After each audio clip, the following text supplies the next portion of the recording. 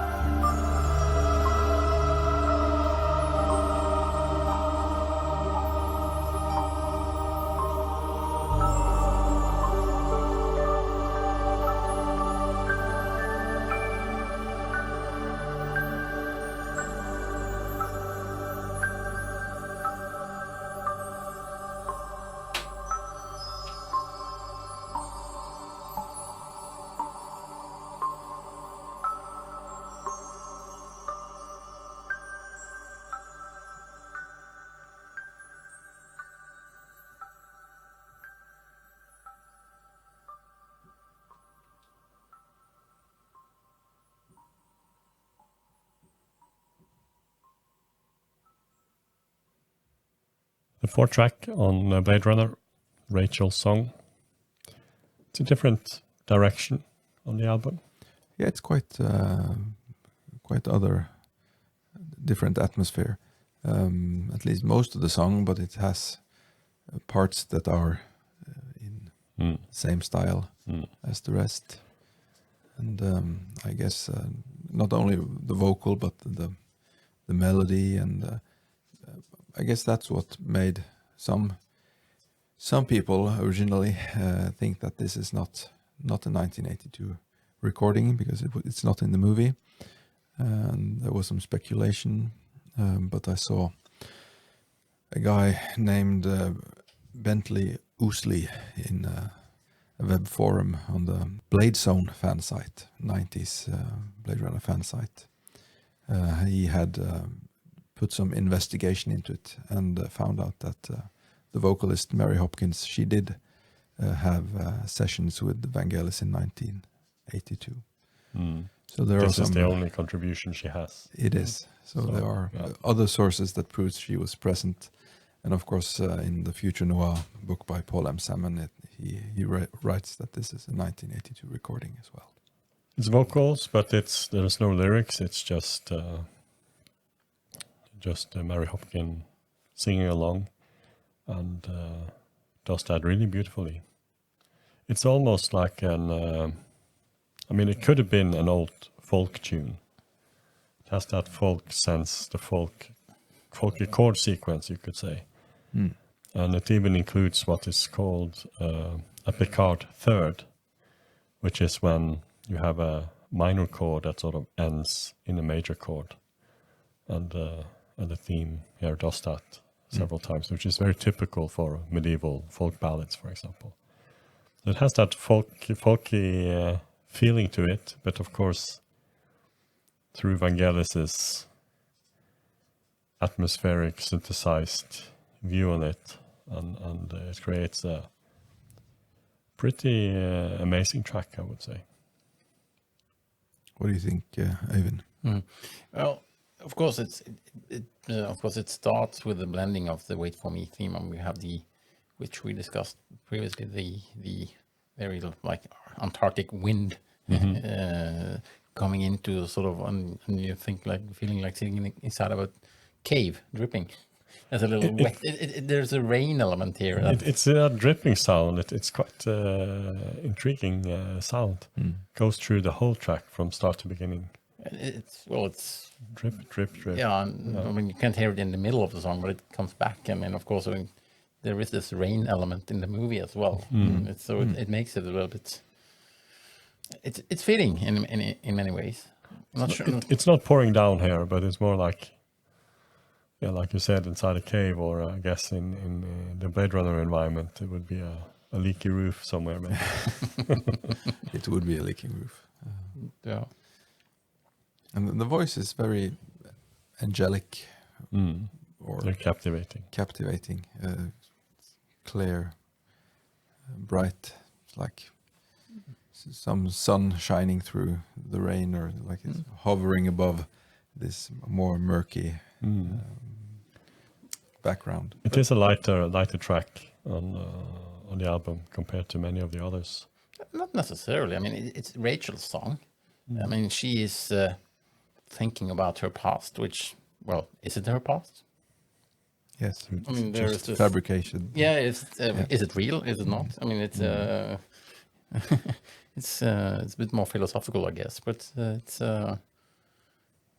in a way fitting for her, because she does reflect on her life in many ways, which is important to her in the movie. Of course, her history. I mean, even Leon. I mean, he also has this. Of course, that's part of the Android Blade. I mean, the the embedded memories. But for her, it's much more important. Yeah.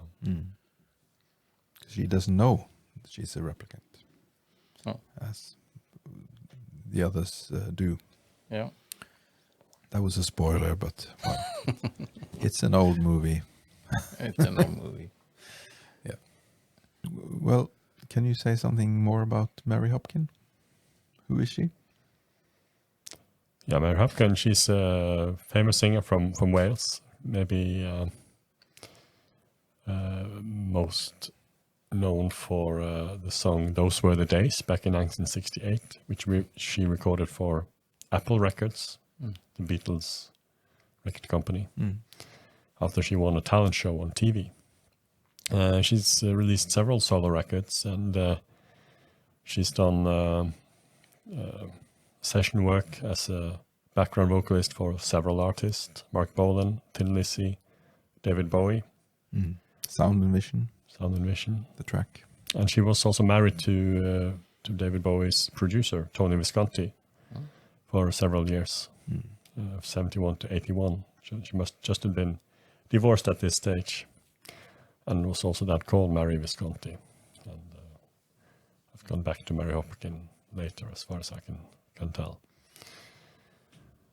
Yeah, she does a great job on this track. Great vocals. Great vocals. And again, I mean, you sort of always try to think of things in the present that reminds me of this. And again, it comes up with another movie that reminds me. It's the scene from The Gladiator, walking through the grass fields. It's the same kind of, feeling to it. Also Ridley Scott. Yeah, true. But I guess it's Hans Zimmer again, so making that one. The track has been sampled multiple times, all kinds of artists. As an example, the Future Sound of London was an electronica duo from UK back in the 90s. They sampled this on the track My Kingdom from the album Dead Cities. That's worth to take a listen to. But it has been sampled also by a multitude of other artists. Great track on a great album. Thank you for watching, everyone. Remember to like and subscribe to get more notifications on the other tracks that we will do on this album. And we'll just say goodbye and have a nice day. Goodbye. Goodbye.